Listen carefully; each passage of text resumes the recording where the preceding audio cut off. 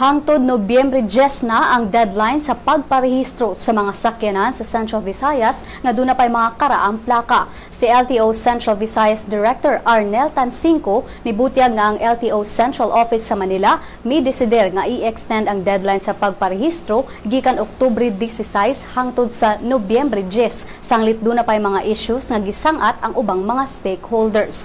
Matod ni Tansinco nga ang no registration, no travel policy gihulagway sa awang mga tag-iyag mga sakyanan nga dili makiangayon tungod kay ang LTO ang wala makahatag og mga plaka. Apan gisiguro ni Tansinco nga ang ilang buhatan nakadawat na sa kapin 14,000 ka mga number plates alang sa mga motor vehicles ug 26,000 ka mga bag-ong number plates alang sa mga motorsiklo.